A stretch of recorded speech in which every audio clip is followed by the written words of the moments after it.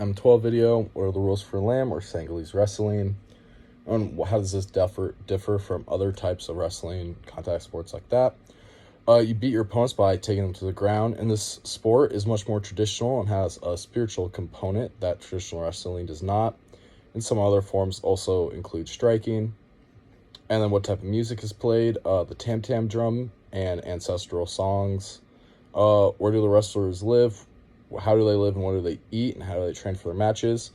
They live in a special compound. They live and train together 24 hours a day and use very rickety and bare minimum to train. And they all eat communally and have mostly rice and meats. Where do traditional matches take place? Who attends them? And how popular is it? Matches take place in stadiums. Men, women, children, pretty much the entire village will attend.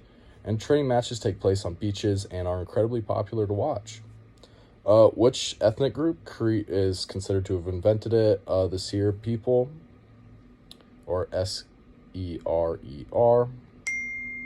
According to trainers and wrestlers, what does it need to take in order to win? And in order to be a wrestler, above all, you must have a passion for it, and you need to be very serious. It requires a certain physique and fighting techniques, and along with that, it's just a lot of technique, passion, and motivation to win, as long as spiritual components, voodoo, how you are spiritually, how in tune you are. And then they're divided into classes by weight, and what are the importance of rituals, sorcery, and how do they do it.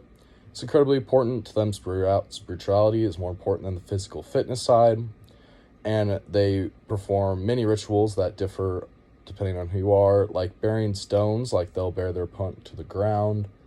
The voodoo purpose is to protect them both physically and mentally. And then, do you think it's a difficult sport? Yes. If you've ever watched a video of it, and when we were learning about it, I did. It does not look easy, and if you see the dudes that they're going against, you need to be in insane shape, and there's definitely a lot of technique.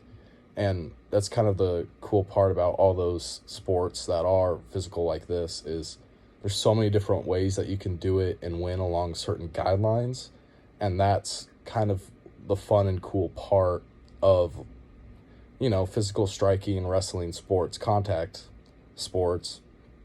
And that's kind of the cool part of it, is that there's so many different ways to do it. But I think it's incredibly difficult. Depends who you are, and if you've trained for it, it gets easier. But there are some big dudes that do this sport and would not be easy. And then my article, and summarize it in a few sentences. I'll go for, I believe it was from one of the main times that I did take this from. But it starts out describing what Lamb is and how it can take you from a nobody into pretty much one of the biggest names in your country.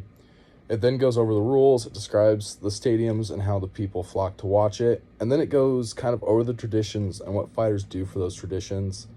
And it ends by explaining the excitement of the matches. Fights are huge to the people of Africa, and the town matches can pretty much grind the entire town to a halt, because everyone comes to watch the match. And then they had somebody on there, and he talked about some of the rituals he did before the fight and what he goes through, kind of his training and stuff, and explains what he does in each stage. And he pretty much says the sport is his complete life, and it's literally, he eats, lives, breathes. Like, it takes that much to be that good at the sport, and you have to live it. But it also can be a great profession as well. And that's M12.